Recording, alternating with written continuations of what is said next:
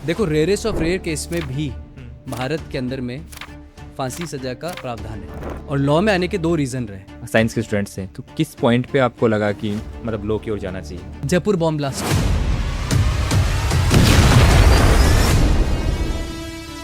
कन्हैयालाल मारा, मारने के बाद वीडियो बनाया, वेपन जो सीज होना चाहिए जिससे मारा उसको भी हाथ में ले रखा है, वो पकड़ में तो आ गए, आज तक केस चल रहा है। अपन बात करते हो OTT के, अभी एक मूवी आई थी एनिमल, उसको आप किस तरह से देखते हो कि सोसाइटी पे उसका कैसा इफेक्ट आएगा? हम क्या दिखाना चाह रहे हैं सोसाइटी को कि कोई सेफ है या है भी नहीं। अपने यहाँ पे जितने भी रेप केस होते हैं ना, सजा मिलती है को, मतलब एक होता है ना एग्जाम्पल सेट कर रहे हो आप, तो वैसी सजा क्यों नहीं मिल पा रही अपने यहाँ पे? गरीब अमीर कोई नहीं देखता, न्याय सबके लिए एक है ना, तो उस गरीब को न्याय क्यों नहीं मिल पाता? वो वहाँ पहुंचेगा तो मिलेगा ना। छंगूर वाला केस हुआ, 100 करोड़ की फंडिंग उसमें थी, उसके घर थे, उसकी एजेंसीज थी, उसके ट्रस्ट थे।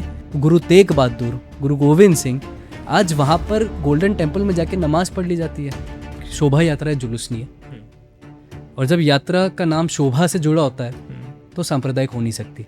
भारत की मांग है, भारत की आवाज़ है, और भारत ही राम है और राम ही भारत है, क्योंकि उन्हें पता है कि आपकी धार्मिक आस्था आहत कैसे होनी है। तो मंदिर तोड़ के मस्जिद क्यों बनाई? मंदिर के पास में मस्जिद बना लेते हैं। हम जिएंगे भी इसके लिए और मरेंगे भी इसके लिए। और जब हमारे मरने के बाद कोई हमारी अस्थियों पे कान लगा के सुनेगा तो एक ही आवाज आएगी, वो भारत माता की जय। नमस्ते सर, कैसे हैं आप? बढ़िया जी, तो सर हमारे दर्शकों को अपने बारे में थोड़ा बताओगे? मेरा स्कूलिंग हुई सुबोध के अंदर में, राजस्थान में, और साइंस मैथ्स मेरे पास सब्जेक्ट रहे। हमेशा मैं डिफेंस में जाना चाहता था और डिफेंस की ही तैयारी करना चाहता था, लेकिन पढ़ाई में मैं बहुत एवरेज था और स्पोर्ट्स में ज़्यादा रहता था। पर डिफेंस का मुझे कभी ऐसा मौका लगा नहीं कि मैं क्लियर करूं, और मेरा कभी वहाँ पे क्लियरेंस हुई भी नहीं। बाद में मेरा ये था कि मेरे पिताजी चाहते थे कि मैं इंजीनियरिंग में आऊँ, क्योंकि साइंस बैकग्राउंड था, और मैं इंजीनियर बनना नहीं चाहता था। मैं हमेशा ही मानता था कि अगर इंजीनियरिंग 4 साल की है तो मैं उसको 5 साल में कंप्लीट करूँगा, इससे बेटर है कि मैं लॉ कर लूँ, वो 5 साल में 5 साल का हो जाएगा। मैं लॉ में आया, और लॉ में आने के दो रीज़न रहे। पहला रीज़न तो ये था कि मेरा लॉ के प्रति इंटरेस्ट बहुत रहता था, और मेरे को लगता था कि जो लॉ पढ़ता है वो सशक्त होता है और समझदार भी होता है, और सोसाइटी में कहीं ना कहीं बेनिफिशियल भी होता है। दूसरा, हमेशा से मैं एक पब्लिक ओरिएंटल स्पीक की तरफ रहता था, कि भाई पब्लिक की तरफ ओरिएंटेशन मेरा रहता था। तो मुझे लगता था कि जितना मैं लॉ में जाऊँगा उतना ही मुझे बोलने का मौका मिलेगा, उतनी ही मेरी आर्गूमेंट स्किल अच्छी होंगी, और उतना ही मेरे को भविष्य के अंदर में बेनिफिट होगा। तो मैं लॉ में आया, और मेरी लॉ के अंदर में ऑनर्स हुई इंटरनेशनल लॉ के अंदर में। अब जब मैंने इंटरनेशनल लॉ लिया तो मेरा ये सपना था कि मैं बाहर जाके पढ़ाई करूं, लेकिन मैं बाहर भी नहीं जा पाया। मैं प्रैक्टिस में आया। सबसे पहले मेरी जो प्रैक्टिस स्टार्ट हुई उसमें मैंने चाइल्ड लेबर करा। और चाइल्ड लेबर उस समय राजस्थान के अंदर में प्रैक्टिस करते थे, उनमें कुछ ही लॉयर्स थे जिनमें मुझे मौका मिला। उस चाइल्ड लेबर के अंदर में मेरा रोल ये रहता था कि जो भी चाइल्ड लेबर के लिए बच्चे यहाँ पे ट्रैफिक करे जाते थे उनको एनजीओ रेस्क्यू करता था, और रेस्क्यू करने के बाद एक्यूज की अगेंस्ट जो उनको यहाँ ट्रैफिक करता है या चाइल्ड लेबर में धकेलता है उसके अगेंस्ट में मैटर आर्ग्यू करता था। लोअर कोर्ट से लेकर हायर कोर्ट तक मैं मेरा मैटर करता था आर्ग्यू। जब मैं आया उससे पहले बहुत ही मुझे लगता है चाइल्ड लेबर के अंदर में बहुत कम लोग थे जो प्रैक्टिस करते थे, और बहुत इजीली एक्यूज जो थे वो एब्सकॉन्ड हो जाते थे या एस्कॉर्ट फ्री चले जाते थे, क्योंकि ना कोई आर्ग्यूमेंट्स होते थे। तो मैंने उस फील्ड को समझा, एफआईआर्स को अच्छी मजबूत करी। जो एफआईआर मजबूत हुई तो बेल रुकनी कम हुई, बेल आर्ग्यू होती थी तो बेल नहीं मिलती थी नीचे से, वो हाई कोर्ट में जाने लगी, और कई कन्विक्शन भी होने स्टार्ट हुए। तो एक सोसाइटी के अंदर में इमेज गई कि चाइल्ड लेबर के अंदर में आ रहे अक्यूज वो भी कन्विक्ट होने लगे, रेस्क्यूज होने लगे। धीरे धीरे धीरे मैं बढ़ता गया, और चाइल्ड लेबर के बाद मैं क्रिमिनल लॉ के अंदर में प्रैक्टिस करने लगा। फिर मैं जूनियर बना, जूनियर के बाद मेरे जूनियरशिप खत्म हुई तो मैं assistant solicitor general, additional solicitor general का जूनियर है, जहां मुझे यूनियन ऑफ इंडिया के मैटर्स आर्ग्यू करने का मौका मिला। बाद में मैं इंडिपेंडेंट हुआ, और इंडिपेंडेंट के बाद वर्तमान में मैं अभी हाईकोर्ट के अंदर में प्रैक्टिस कर रहा हूँ। तो इस तरह से मेरी शुरुआत बचपन से लॉ में आई। जी, बट सर आप स्टार्ट में नॉन लीगल मतलब वो थे, बैकग्राउंड से थे, साइंस के स्टूडेंट्स थे, तो किस पॉइंट पे आपको लगा कि मतलब लॉ की ओर जाना चाहिए? देखो, मुझे ऐसा मानना है कि सब चीज़ें आपकी फिगर्ड आउट होती है, सब वायर्ड होती है, राइट? आपने साइंस पढ़ी, इसका मतलब ये नहीं कि आप इंजीनियरिंग बने या मर्चेंट नेवी में जाए या फिर डिफेंस या उन्हीं सेक्टर्स में जाए जिसमें साइंस होती है। मुझे ऐसा लगता है कि साइंस लेना उस समय की एक थॉट था कि मुझे नेवी ज्वाइन करनी हो, नेवी की रिक्वायरमेंट थी कि आप बीटेक होने चाहिए या फिर आप साइंस बैकग्राउंड से आने चाहिए। जब वहाँ मौका नहीं लगा तो दूसरा ऑप्शन मेरा लॉ का था, और लॉ इसलिए करना चाहता था मैं क्योंकि मुझे ऐसा लगता था कि लॉ से आप कई सारी चीज़ें हैं जो देश भर में दे सकते हो। मैक्सिमम आप जितने भी अच्छे स्पीकर्स देखोगे coming from the law background, चाहे आप वर्ल्ड पॉलिटिक्स की बात कर लो, जियो पॉलिटिक्स की बात कर लो, या इंडियन पॉलिटिकल सिनेरियो की बात कर लो, जितने भी हमने देखे मैक्सिमम लॉ से आते थे। चाहे आप गांधी की बात ले लो, he was also a barrister, चाहे आप ओबामा की बात ले लो, coming from a law background. तो मुझे लगता है कि लॉ आपको एक वाइडर पर्सपेक्टिव देता है, और जब वाइडर पर्सपेक्टिव देता है तो समाज के अंदर में विभिन्न तरीके से समाज को देने का भी आपकी जिम्मेदारी बनती है। कैसे? अगर मैं साइंस बैकग्राउंड से होता और साइंस बैकग्राउंड से अगर मैं बीटेक करता तो मैं एक कन्फाइंड फील्ड के अंदर में रहता और कन्फाइंड ही काम करता। लेकिन जब मैं लॉ में गया तो मैं क्रिमिनल में भी जा सकता था, मैं सिविल में भी जा सकता था, मैं आईपीआर में भी जा सकता था, तो मैं प्रॉपर्टी में भी जा सकता था, तो मैं मल्टीनेशनल कंपनीज में इन हाउस में भी जा सकता था, या मैं पॉलिटिकल फील्ड में भी आ सकता था, या फिर मैं ऑर्गेनाइजेशन में एज ए लॉयर काम कर सकता था। लॉ से मुझे बेनिफिट क्या मिला? लॉ से मुझे बेनिफिट ये मिला कि मैं विश्व हिंदू परिषद में एज ए प्रांत विधि सह प्रमुख की जिम्मेदारी पे आया। वहां क्यों आया? उसके पीछे एक कहानी है। जब मैं चाइल्ड लेबर प्रैक्टिस कर रहा था तो उस समय एक मैटर हुआ था जिसमें चाइल्ड लेबर की रिक्वायरमेंट संगठन को थी, और उस समय मेरा नाम वहां पे आया कि भाई अमितोष पारिक है, वो चाइल्ड लेबर प्रैक्टिस करता है, हम उनको ले सकते हैं। तब मैंने चाइल्ड लेबर को प्रैक्टिस करते हुए संगठन में आया, तो संगठन को मेरी भूमिका समझ में आई और मैंने वहाँ चाइल्ड लेबर की वजह से काम भी किया। जब मैंने काम किया तो कई बेनिफिट्स भी दिखे और कई अच्छे रिजल्ट्स भी आए। तो मैंने ऑर्गेनाइजेशन को अपना लीगल बैकग्राउंड का सपोर्ट लेते हुए यूज करा। तो मुझे लगता है कि ऐसा नहीं कि आप साइंस बैकग्राउंड से आते हो आप लॉ में नहीं जा सकते। हाँ, मुझे कभी ऐसा लगता है कि साइंस में जितनी मेहनत मेरी लगी से बेटर मैं आर्ट्स ले लेता, और आर्ट्स लेके भी मैं लॉ में आ सकता था। वो मुझे बहुत बाद में समझ में आया कि साइंस में मैं फिजिक्स केमिस्ट्री के अंदर में अच्छा। दूसरी बात यह है कि मैं साइंस में बहुत फेलियर था। ऐसा नहीं था कि मैं साइंस में बहुत समझदार व्यक्ति था, ऐसा नहीं था कि साइंस में मैंने बहुत झंडे गाड़े। मेरे परिवार में सबके पास साइंस थी। मेरी सिस्टर बहुत पढ़ी लिखे थे, एजुकेटेड थे, इंटेलिजेंट थे, तो मैंने उनको देख के साइंस ली। मेरे भैया और मेरी दीदी सब साइंस बैकग्राउंड से थे, बीटेक कर रहे थे। तो मुझे लगा अगर आप साइंस लेते हो तो ही आप समझदार कहलाओगे और इंटेलिजेंट कहलाओगे। आर्ट्स में जाते हो तो आपको लोग बोलेंगे आप फेलियर हो, आप में दिमाग कम है। तो उस इमेज वजह से, उस इमेज के प्रेशर की वजह से मैंने साइंस ली। अन्यथा तो मुझे नहीं लगता कि साइंस की ऐसी कोई आवश्यक है। आज दुनिया भर में आप कुछ भी कर सकते हो, साइंस इतना कोई इंपॉर्टेंट रोल प्ले नहीं करता। एज ए लॉयर सर, अपना जो कानून है उसको आप कैसे देखते हो? क्योंकि मुझे लगता है कि अपना जो लॉ है वो बहुत फ्लेक्सिबल है। हाँ, तो आप उसको कैसे देखते हो? देखो लॉ बहुत कन्फाइंड नहीं है। लॉ के इंटरप्रिटेशन जो है बहुत मल्टीपल है। मैं आपको एक उसका उदाहरण देता हूँ। लॉ के अंदर में लिखा है कि विद इन रीजनेबल पीरियड, या आप जितने भी लॉ पढ़ोगे मैक्सिमम जगह आपको सेक्शंस में पढ़ने में आएगा विद इन रीजनेबल पीरियड। लेकिन what is with in reasonable period, इसको आर्ग्यू करने में और इंटरप्रेट करने में कहीं तो हियरिंग्स लग जाती है और कई महीने और साल बीत जाते हैं।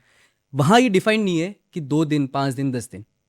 पढ़ने में आपने बहुत इजीली उसको पढ़ लिया, लेकिन उसको डिफाइन करने में, उसको इंटरप्रेट करने में और उसको यूज करने में it takes lot. Different laws की डिफरेंट इंटरप्रिटेशन हो सकती है, जो सामने बैठे उनका डिफरेंट माइंडसेट हो सकता है जो तय करेंगे। तो लॉ फ्लेक्सिबल है। और फ्लेक्सिबल क्यों है? फ्लेक्सिबल का मतलब ये नहीं कि आपको किसी को भी, लॉ की सबसे पहली परिभाषा है वो ये कहता है कि कोई भी व्यक्ति जो इनोसेंट है उसको सजा नहीं मिलनी चाहिए, है ना। अनटिल प्रूफ गिल्टी वो इनोसेंट ही माना जाता है। तो आपको गिल्टी प्रूफ करने के लिए सारी इंटरप्रिटेशन करनी पड़ेगी, जिसको लोग समझते हैं कि हमारा लॉ बहुत फ्लेक्सिबल है और कई बार गिल्टी लोग होते हैं वो भी एस्कॉर्ट फ्री होकर चले जाते हैं। But it's a matter of interpretation, और जब मैटर ऑफ इंटरप्रिटेशन होता है तो उतने ही आर्ग्यूमेंट्स उसमें करे जाते हैं। तो it's a flexible for the society.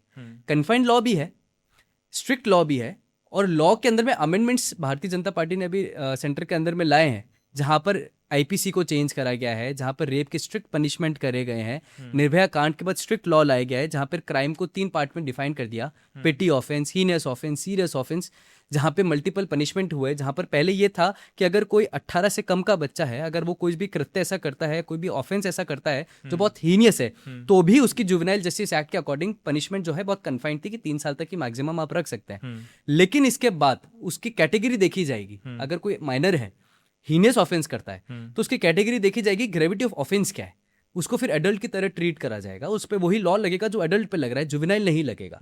तो मुझे लगता है लगातार अमेंडमेंट्स होते हैं, संशोधन होता है, सोसाइटी जैसे जैसे बढ़ती है लॉ भी बदलता है, फ्लेक्सिबल है। और इस फ्लेक्सिबल का मतलब है मैटर ऑफ इंटरप्रिटेशन, जो सब लोग करते हैं। किसी का राइट गिल्टी अक्यूज के साथ खड़े होने का है तो उसके लिए इंटरप्रिटेशन अलग होगा, उसका सच उसके साथ है। और किसी का राइट विक्टिम के साथ खड़े होने का है तो उसके लिए इंटरप्रिटेशन अलग होगा, उसका सच उसके साथ है। और जिसका तय करने का है, जो जज है, उसका इंटरप्रिटेशन उसके साथ है। तो इट्स अ फ्लेक्सिबल लॉ। जी, बट सर कुछ कंट्रीज ऐसी हैं, जैसे अभी आपने बात करी, रेप की बात करी है ना, कुछ कंट्रीज ऐसी है जहाँ पे बहुत मतलब सख्त कानून है। अगर रेप करता है तो उनको सजाए मौत या जो भी है फांसी की सजा उनको डायरेक्ट मिलती है ना। अपने यहाँ पे ऐसा नहीं है। अपने यहाँ पे जितने भी रेप केस होते हैं ना, सजा मिलती है बट हमें पता नहीं लग पाता कि उसको मतलब एक होता है ना एग्जाम्पल सेट कर रहे हो आप, तो वैसी सजा क्यों नहीं मिल पा रही अपने यहाँ पे? देखो, रेयरेस्ट ऑफ रेयर केस में भी भारत के अंदर में फांसी सजा का प्रावधान है। मैं अगर डेथ पेनल्टी बोलूँ तो ऐसा नहीं कि हमारे लॉ में ये प्रावधान नहीं है। ठीक है, हम बहुत जल्दी कंक्लूजन पे पहुंचते हैं। हम कंक्लूजन पे क्यों पहुंच जाते हैं? क्योंकि हम उसका पार्ट एंड पार्सल नहीं है। हम उस चीज को बाहर से देख रहे हैं, और जब हम बाहर से देखते हैं तो हमारा एक माइंडसेट हम क्रिएट करते हैं। ठीक है, तो रेयरेस्ट ऑफ रेयर केस जहां पर भी आता है डेथ पेनल्टी दी जाती है। चाहे यूएपीए का आप केस देख लीजिए, टेररिस्ट एक्ट्स देख लीजिए, सीरियस ऑफेंसेस देख लीजिए, वही मैं वापस से उसी बात पे आता हूँ। Now you to have a death penalty, you need to bring your case in the category of rarest to rare case. तो हमारे भी है, स्ट्रिक्ट लॉ है, स्ट्रिक्ट पनिशमेंट है। रेयरेस्ट ऑफ रेयर केस में डेथ पेनल्टी भी है, और डेथ पेनल्टी के अलावा एलआई का भी हमारे प्रोसीजर है जो लाइफ इम्प्रिजनमेंट कहता है। अगर आपका सीरियस ऑफेंस है तो 10 years टू एलआई। आप जब लॉ पढ़ेंगे तो उसके अंदर में कई सारे ऑफेंसेस के पनिशमेंट 10 years टू एलआई है। कई बार 10 years से कम है तो वहां पर रिग्रेस इम्प्रिजनमेंट का भी प्रावधान दिया गया है। वो रिग्रेस इम्प्रिजनमेंट को भी हमें ऐसा नहीं लगता कि आपको कोठरी में जाना हो, शांति से रहना है। That is a rigorous imprisonment which you need to follow. वैसे एलआई भी है। तो to bring your case for LI, to bring your case for death penalty, you need to bring your case into rarest of rare case. और ऐसा वर्तमान में और ऐसा भविष्य पास्ट में भी हुआ है, जहाँ रेयरेस्ट ऑफ रेयर केस को देखते हुए कोर्ट ने डेथ पेनल्टी की सजा दी है। तो मुझे लगता है कि opportunity of hearing, principle of natural justice and a proper decision by the court and the proper adjudication, ये सारी चीजें मिलकर एक सोसाइटी को जनरेट करती है। जिस जगह आप बात कर रहे हैं डेथ पेनल्टी की, वहां पर आप देखेंगे कि कॉन्स्टिट्यूशन के अंदर में ऐसे राइट्स नहीं दिए गए। वहां पे बहुत स्ट्रिक्ट लॉज है और बहुत रिजिड लॉज हैं। और जब बहुत रिजिड लॉज होते हैं तो कहीं ना कहीं प्रिंसिपल ऑफ नेचुरल जस्टिस का भी वायलेशन होता है। अपॉर्चुनिटी ऑफ हियरिंग नहीं दी गई, फिर हम वहां जाके बोलेंगे कि सुनवाई का अधिकार नहीं दिया। आज आप कोर्ट में जाएंगे तो मैक्सिमम फाइल्स आप देखेंगे जहां पर एक आर्ग्यूमेंट हमेशा दिया हुआ होता है, वो ये दिया हुआ होता है कि मुझे सुनवाई का अधिकार नहीं दिया। प्रिंसिपल ऑफ नेचुरल जस्टिस का वायलेशन हो गया, अपॉर्चुनिटी ऑफ हियरिंग वो मेरे को नहीं दी गई। तो मुझे लगता है कि जब नेचुरल जस्टिस होता है तो वहां पर वायलेशन नहीं होता, बल्कि प्रॉपर जजमेंट होता है। उस प्रॉपर जजमेंट को रेयरेस्ट ऑफ रेयर केस में अगर लाया जाता है तो डेथ पेनल्टी भी है। तो इन चीजों को इस प्रकार से देखना चाहिए, ना कि बाहर से देख के दूसरी कंट्री से कंपेयर करना चाहिए। एज ए लॉयर सर, आपको क्या लगता है कि जो रेप केस है ना, वो दिन प्रतिदिन बढ़ते जा रहे हैं, हाँ, तो उनको कम करने के लिए एज ए लॉयर आप क्या देखते हैं? एज ए लॉयर क्या चेंजेस लॉ में होने चाहिए, या क्या चेंजेस एज ए सोसाइटी में होने चाहिए? देखो, लॉ के तो चेंजेस आ रहे हैं और रेगुलर आ रहे हैं। With need of society and demand of society, continuous government जो है वो लॉ के अंदर में चेंजेस लाके उसको स्ट्रिक्ट पनिशमेंट लेते जा रही है और दे भी रही है। जैसे मैंने आपको बताया था कि जुवेनाइल जस्टिस के अंदर चेंजेस हुए, रेप को लेके एलआई तक के प्रावधान हो गए, डेथ पेनल्टी के भी प्रावधान हो गए। ठीक है, तो यहाँ तक तो सरकारों ने अपना काम कर दिया। अब आती है हमारी जिम्मेदारी। सोसाइटी सिर्फ आपके और मेरे से नहीं बनती है, सोसाइटी के अंदर में रहने वाला हर व्यक्ति है जो कानून के अंतर्गत में रहेगा। Citizen of India make society. उसमें कौन आ रहा है? आप आ रहे हैं, मैं आ रहा हूँ, लॉ एजेंसीज आ रही हैं, गवर्नमेंट आ रही हैं, आपके प्रशासन आ रहा है, ब्यूरोक्रेसी आ रही है, इन्वेस्टिगेशन एजेंसीज आ रही हैं, सभी आ रही हैं। सबको सबका काम करना पड़ेगा। आपकी और मेरी जिम्मेदारी है अवेयरनेस फैलाने की। मैं बीइंग लॉयर, मेरी जिम्मेदारी जब मैं कोर्ट में खड़ा हूं तो जिस भी पक्ष से खड़ा हूं उस पक्ष से अपना मैटर रखने की जिम्मेदारी है। अब मैं इमोशंस में बह के बोलूं कि भाई मैं उस पक्ष से नहीं खड़ा हूं जो विक्टिम है, या मैं उस पक्ष से खड़ा हूं जो अक्यूज है, तो सोसाइटी मेरे को अपने आप ही अक्यूज बना देगी। बट एज ए लॉयर हमारी रिस्पॉन्सिबिलिटी होती है to stand in a court for the client who hired us, who engaged us. तो मेरा सच मेरे साथ है, उनका सच उनके साथ है। तो मेरी जिम्मेदारी बीइंग लॉयर कोर्ट में मैटर को अच्छा रिप्रेजेंट करना। इन्वेस्टिगेशन की जिम्मेदारी है कि इन्वेस्टिगेट करके प्रॉपर इन्वेस्टिगेट करें और फाइल तैयार करना। आपकी और दूसरों की जिम्मेदारी है कि अवेयरनेस फैलाना और फिर उस मैटर के अवेयरनेस से सोसाइटी तक लेके जाना। जब ये सारी चीजें मिलके काम करती है तो मुझे लगता है केसेस भी कम होते हैं, क्राइम भी कम होता है। और साथ में एक भी सरकार ने एक बहुत अच्छी जिम्मेदारी ली है। सरकार ने कहा है कि बिलो 18, जैसे नेपाल में हुआ है, कई देशों में भी हुआ है कि बिलो 18 सोशल मीडिया का जितना यूज है उसको कम करना पड़ेगा। The more people are engage on social media. अभी यूके का एक केस मैं आपको बताता हूँ। यूके के अंदर एक साइट आई, उस साइट के अंदर में उस ऐप जनरेट करी, उस ऐप के अंदर में ये सिखाया जा रहा है हाउ टू रेप। ठीक है, आप इसको रिसर्च करिएगा। उस रेप करना सिखा रहे हैं, उस रेप से एस्कॉर्ट फ्री आप कैसे हो ये भी आपको सिखाया जा रहा है। कितने मिलियन लोग वहां पे, 16 मिलियन का कुछ स्टैटिस्टिक्स आया था जिन्होंने उस ऐप को रजिस्टर कर रखा है and they are learning how to rape. वो अपनी बच्ची को नहीं छोड़ रहे हैं, अपनी वाइफ को नहीं छोड़ रहे हैं, और बाद में ड्रग कैसे देनी है, रेप कैसे करना है, और फिर बाद में एस्कॉर्ट फ्री कैसे होना है, वो लाइव सिखाया जा रहा है उस ऐप के ऊपर में। तो कहीं ना कहीं हमारी साइकोलॉजी कहाँ जा रही है? ये हमें सोचना पड़ेगा। पहले तो इस तरह के केसेस नहीं आ रहे थे, लेकिन जिस तरह से सोशल मीडिया का यूज बढ़ता गया है, आप ट्विटर देखेंगे, आपको दिखेगा कई सारे तरह के एडवर्टीजमेंट आपको वहां पर मिल रहे हैं जो कि ट्विटर के लायक ही नहीं है। आप इंस्टाग्राम पे जाएंगे, उस इंस्टाग्राम पे आपको देखेगा किस तरह के आपको रील्स मिल रही है। आप फेसबुक पे जाएंगे तो कई रील्स फेसबुक पे आपको ऐसी मिलेगी जहां पर एक रिलेशनशिप को टारगेट किया गया है, लाइक ऑब्सीन रील है, ऑब्सीन वीडियो है, और उसमें रिलेशनशिप जो बना रहे हैं उस वीडियो को बताया गया mother and son, sister and brother. तो उस ऑब्सीन वीडियो को एक प्योर रिलेशनशिप के साथ क्रिएट करा गया है। तो जो बच्चा उसको 18 से कम का देख रहा होगा या 18 से ऊपर का भी जो उसको देख रहा होगा, उस रिलेशनशिप के बारे में किस तरह से अपनी धारणा बनाएगा, कहीं ना कहीं वो एक्ट करेगा। तो मुझे लगता है कि गवर्नमेंट को कुछ एक्ट ऐसे करनी चाहिए जहां पर इस तरह के वीडियोस को बंद करें। ओटीटी प्लेटफॉर्म्स पे जिस तरह से abusive words, sexual implications, sexual videos and obscene videos दिखाने लगे, उसको भी कंटेंट को, आज तक हमारे पास ओटीटी प्लेटफॉर्म्स को लेके कोई लॉ ही नहीं आया। वो गाइडलाइंस बनी है लेकिन उसको इंप्लीमेंट करना जरूरी है। सिनेमेटोग्राफी एक्ट है जो कि मूवीज पे लग रहा है, लेकिन ओटीटी प्लेटफॉर्म्स पे क्या एक्ट है? हमें लग रहा है कि हम गाली बक रहे हैं तो हम बहुत सही हैं, हमें लग रहा है कि हम कोई सेक्सुअल अब्यूज कर रहे हैं, हम बहुत जेंजी बन गए। हमें कॉमेडियंस पे आप जाओगे, you have seen lot of comedians जो स्टेज का यूज करके कितने तरीके की कॉमेडीज हमारे सामने कर रहे हैं जो कि हमारे माइंड में कहीं ना कहीं जारी है, जिसको हम मजाक में ले रहे हैं लेकिन उन वीडियोस को यूज करके हमारा माइंडसेट क्रिएट कर रहे हैं। तो हर चीज का रोल है, just to show yourself others different from others, आपको कहीं ना कहीं कुछ ना कुछ हानि पहुंचा रहा है सोसाइटी में। ओटीटी प्लेटफॉर्म्स पे कंट्रोल होना चाहिए, लॉस को और स्ट्रिक्ट करना चाहिए, प्रॉपर रूल्स प्रोसीजर्स आने चाहिए, इस तरह के वीडियोस को बंद करना चाहिए, इम्प्लीमेंटेशन करना चाहिए, अवेयरनेस फैलनी चाहिए, इन्वेस्टिगेशन एजेंसीज को अपना काम करना चाहिए। मुझे लगता है जब ये सब होगा तब जाके कहीं ना कहीं क्राइम कम होगा। तो आपको लगता है सर ये जो रेप केस वगैरह बढ़ रहे हैं इनके पीछे सोशल मीडिया का कहीं ना कहीं एग्जैक्टली हाथ है? बिल्कुल है। मैंने आपको एक यूके की ऐप का ही उदाहरण दिया ना, वो यूके की ऐप कहाँ से आ रही है? चलिए मैं एक और उदाहरण देता हूँ आपको, टिंडर देख लीजिए। टिंडर आया था, मुझे लगता है कि जो आपके व्यूअर्स होंगे जो सोसाइटी के अंदर में लड़के या लड़की रह रही होंगी, उनने 100% 99% लोगों ने टिंडर ऑप्ट कर रखा होगा। ठीक है, मैरिज साइट्स होती हैं जहाँ पे आप रिलेशनशिप क्रिएट करते हैं, मैरिज की, जीवन साथी हो गई, शादी.com हो गई, इस तरह की साइट्स आप देख लीजिए। हर साइट का एक यूज करा गया है। टिंडर है, टिंडर पे आपको नहीं पता कि भाई क्या हो रहा है, आप किसी व्यक्ति से ब्लाइंडली मिलते हैं या कम्युनिकेट करते हैं, वो किस तरह से। ओमेगल, मुझे याद है ओमेगल करके एक साइट्स बहुत चलती थी जब हम हॉस्टल के अंदर में थे, ठीक है, कॉलेज में पढ़ रहे थे। उस ओमेगल साइट का क्या नीडफुल था भाई, वो भारत के अंदर में चल रही थी ना। उसमें क्या हो रहा था कि आप रैंडमली किसी भी व्यक्ति से कम्युनिकेट हो रहा था, वही हो रहा था। टिंडर में रैंडमली आप किसी भी व्यक्ति से कम्युनिकेट हो रहा था, लेफ्ट और राइट में ही पूरी दुनिया निकल गई यहाँ।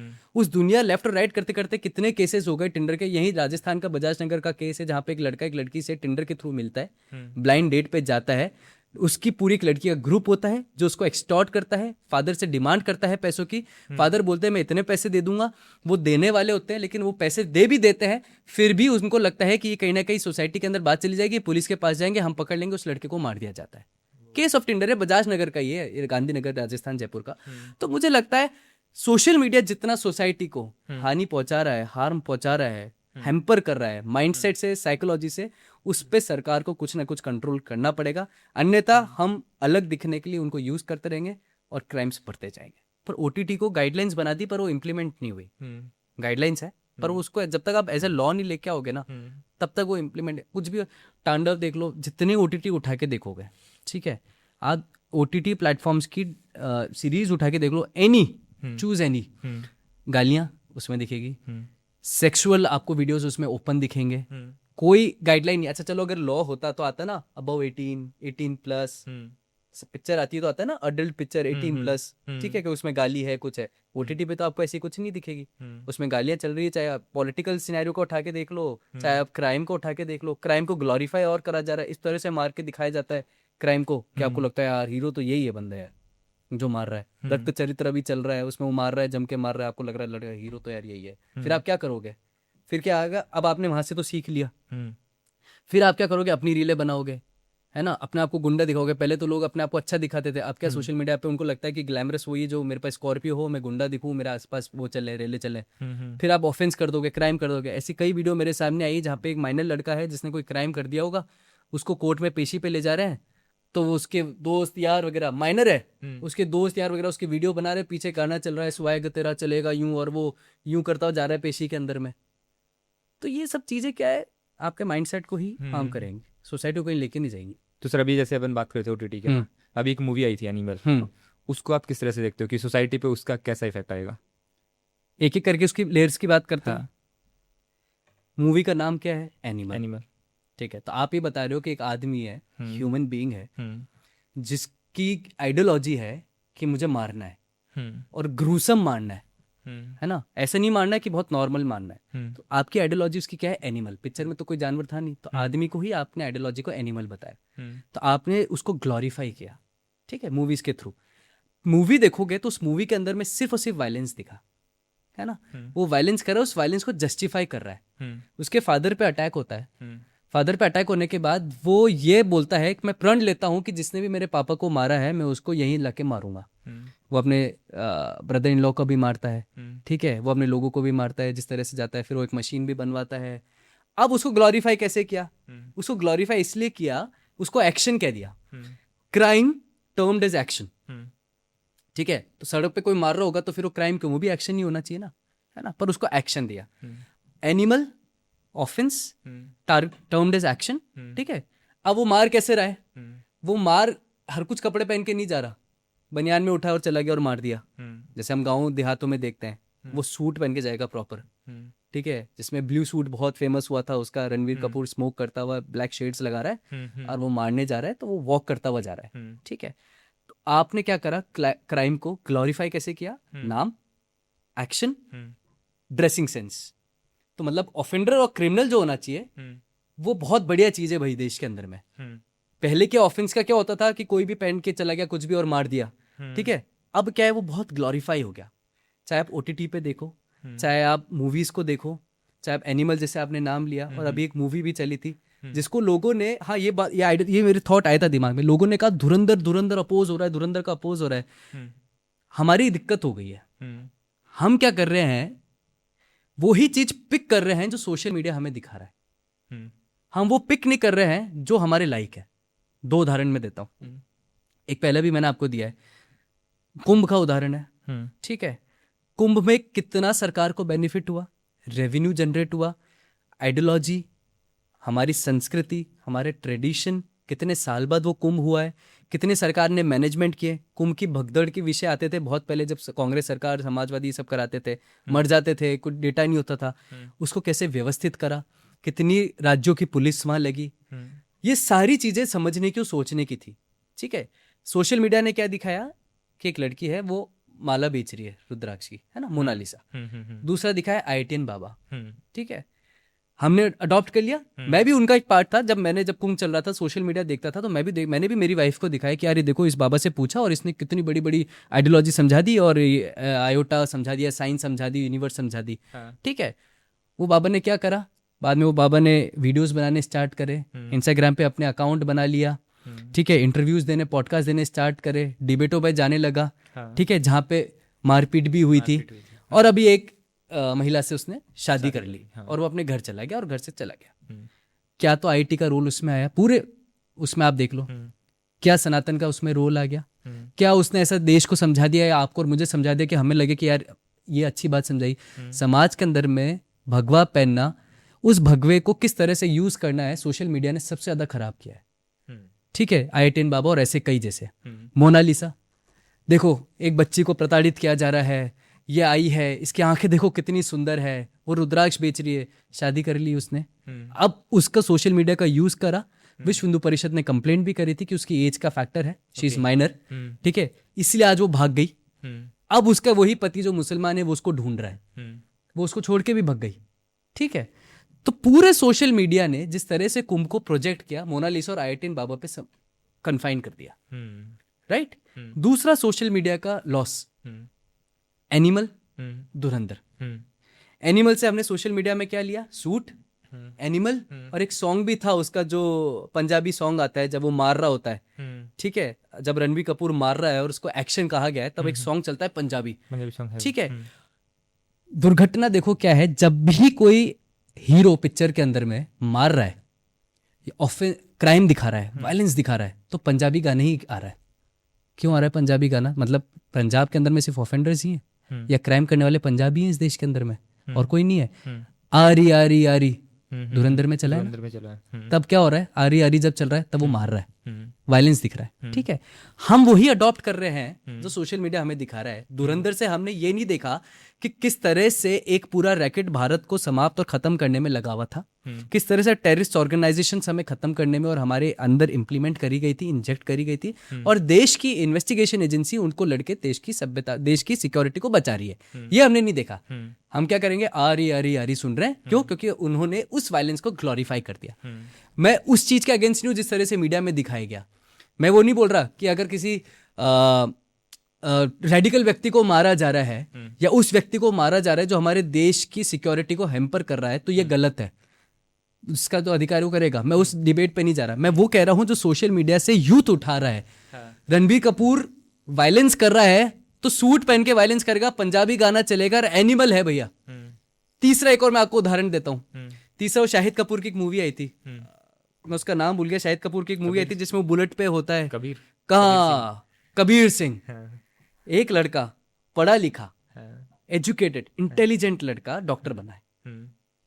प्रेम में इतना पागल हो गया वो कि उसने वायलेंस इनिशिएट किया। फिर कबीर सिंह के गाने चल रहे हैं। उस मूवी हॉल से निकलने वाले लोग जो थे वो अपने आप को आधे कबीर सिंह मान चुके थे। उनकी जो गर्लफ्रेंड्स आई थी वो अपने आप को उनके प्रेम, वो हीरोइन मान चुकी थी। उनके पास थी बुलेट। अब वो क्या सीख के जा रहे हैं मूवी से?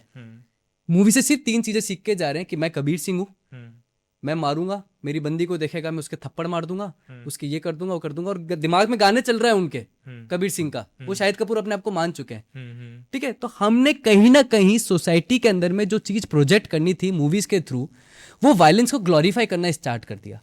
उसके सॉन्ग्स हमने पंजाबी देने स्टार्ट कर दिए, उसको बहुत अच्छा दिखाना स्टार्ट कर दिया, ठीक है, उसके कपड़े अच्छे पहनने दिखाने स्टार्ट कर दिया, और उस मूवी का टारगेट ऐसे नाम दे दिया कि उस मूवी के नाम से ऐसा लग रहा है कि भाई मैं तो कबीर हूं, मैं एनिमल हूं, मैं धुरंधर हूं, मैं तो यही करूंगा। तो क्या हो रहा है उससे? ये हो रहा है कि सोसाइटी एक गलत तरफ से जा रही है, गलत आइडियोलॉजी से जा रही है, और गलत चीज हम प्रोजेक्ट कर रहे हैं। तो मुझे लगता है सोशल मीडिया बहुत तरीके से हमें वही दिखा रहा है जहाँ कहीं ना कहीं हमारा माइंडसेट हैम्पर हो रहा है, और उस माइंडसेट हैम्पर की वजह से आपके क्राइम भी बढ़ेंगे भाई, आपके ऑफेंसेस भी बढ़ेंगे। क्राइम करने वाला अपने आप को हीरो समझेगा, अपने आप को मुलजिम नहीं समझेगा। वो अपने आप को यही समझेगा कि भाई, अभी मैं आपको एक और एग्जांपल बताता हूँ। अमरावती का एक 19 साल का लड़का मुस्लिम कम्युनिटी से आता है, 180 लड़कियों को टारगेट किया, 350 ऑब्सीन वीडियोस बनाए, और अभी उसका वीडियो आया है, वो बर्थडे सेलिब्रेट कर रहा है जिसमें पीछे पटाखे चल रहे हैं और उसके हुडी पहना है जिसमें बॉस लिखा है। कहाँ के बॉस हो भाई? फट्टे पड़ने हो गए बंद, और सोशल मीडिया बढ़ गया है। तो मुझे लगता है सोशल मीडिया का बहुत बड़ा रोल है सोसाइटी के एक डायरेक्शन में। सरकार को इस पे नियंत्रण करना चाहिए, तो ही सोसाइटी एक अच्छे डायरेक्शन में चलेगी। अभी जैसे अभी अपनी बात करी अमरावती वाले केस की, है ना, तो आपको लगता है सर जो रूल्स हैं अभी जो हम पहले बात कर रहे थे, हाँ, लॉज वाला ना, हाँ, तो आपको लगता है जो स्ट्रिक्ट लॉज हैं वो ऐसे लोगों पे इम्प्लीमेंट होने चाहिए? एग्जैक्टली। क्यों नहीं होने चाहिए? हो क्यों नहीं रहे इतने? हो रहे हैं ना। हाँ, देखो, हम क्या है, बहुत जल्दी रिजल्ट एक्सपेक्ट करते हैं।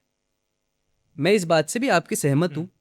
मैं सहमत किस क्यों लेके हूँ? निर्भया केस के अंदर में एक वकील इसलिए चमक गया इतना क्योंकि उन्होंने, उस वकील ने जो अक्यूज थे उनके डेथ पेनल्टी को बहुत लंबे समय तक खींच दिया, मैटर ऑफ इंटरप्रिटेशन पे, है ना। एविडेंस है। मैं आपको और उदाहरण देता हूँ।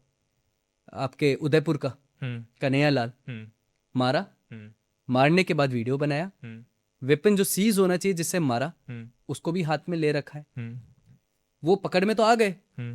आज तक केस चल रहा है एनआईए के अंदर में, और अभी एक व्यक्ति जो है, जो इन्फॉर्मेंट था, उसको बेल मिली।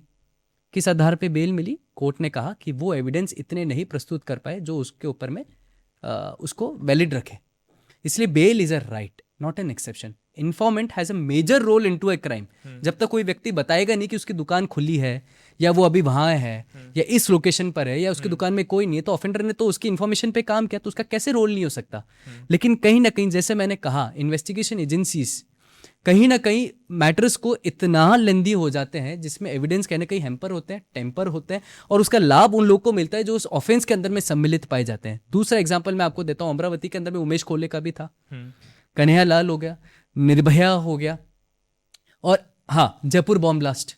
राइट, जयपुर बॉम्ब ब्लास्ट का केस नीचे की अदालत ने, मैं जब ये एग्जांपल दे रहा हूं तो I have no comments, I am not putting any comments towards the action of judiciary, ठीक है, विद डिस्क्लेमर, है ना। नीचे की अदालत जो है उनको सजा देता है, लाइफ इम्प्रिजनमेंट देता है, अक्यूज लंबे समय से केस चला है, ठीक है, कोर्ट में अपील होती है टू एक्विटल। हमारे पास लॉ में एक और प्रावधान है, जब आपको नीचे की अदालतें सजा सुना देती है, सजा में आपको प्रावधान आपको सजा दे दी कि भाई इतने साल तक आपकी लाइफ इम्प्रिजनमेंट या तो लाइफ इम्प्रिजनमेंट या इतने साल तक आपको सजा है, तो आपके राइट होता है एडवोकेट के पास अपील टू एक्विटल। आप ऊपर की कोर्ट में जाके अपील कर सकते हो कि मेरे कन्विक्शन के अगेंस्ट मुझे एक्विटल दिया जाए। वो आतंकवादी जो है, मैं उनका आतंकवादी अभी भी कह रहा हूँ, वो कोई ऐसा नहीं कि अगर कोर्ट से बरी हो गए तो वो मेरे लिए आतंकवादी नहीं है, वो आतंकवादी है। और उसमें क्यों वो छूट है, उसका रोल कहीं ना कहीं पर उन इन्वेस्टिगेशन एजेंसीज का रहा है जो अपने एविडेंस को प्रस्तुत करने में कहीं ना कहीं विफल हुआ है। दूसरा रोल सरकार का रहा है। जयपुर बॉम्ब ब्लास्ट के अंदर में कांग्रेस गवर्नमेंट थी जिसके महाअधिवक्ता की जिम्मेदारी, एडिशनल एडवोकेट जिम्मेदारी थी कि कोर्ट में प्रस्तुत होके सरकार का पक्ष रखे। वो 45 दिन तक डेली हेयरिंग में कोर्ट में प्रस्तुत नहीं हुआ। There was no role of government then.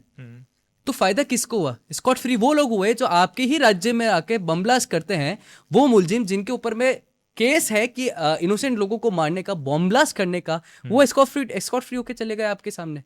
क्यों चले गए? क्योंकि इन्वेस्टिगेशन एजेंसीज ने कहीं ना कहीं पर एविडेंसेस को इतना मजबूती से नहीं रखा। लॉ बहुत फ्लेक्सिबल रहा, बहुत लेंदी प्रोसीजर रहा, और उस लेंदी प्रोसीजर में टेम्पर एविडेंसेस होते गए और बेनिफिट उनको मिला जिनको नहीं मिलना चाहिए था। मुझे लगता है स्ट्रिक्ट लॉ होना चाहिए, फास्ट ट्रैक कोर्ट का जो प्रोविजन है वो लाना चाहिए। जैसे एनआईए टीसीएस नासिक के केस में ही बोला जा रहा है, फास्ट ट्रैक कोर्ट है ना, पॉक्सो का मैं आपको उदाहरण देता हूँ। प्रोटेक्शन ऑफ चाइल्ड और सेक्सुअल ऑफेंसेस एक्ट है जो कि 18 से नीचे माइनर्स के ऊपर में एप्लीकेबल होता है। कोर्ट की हालत क्या है मैं आपको बताऊं। कोर्ट की हालत ये है कि उसके अंदर में जब माइनर कोर्ट में आएगी, विक्टिम जो होगी, उससे आप डायरेक्ट क्रॉस एग्जामिन नहीं कर सकते।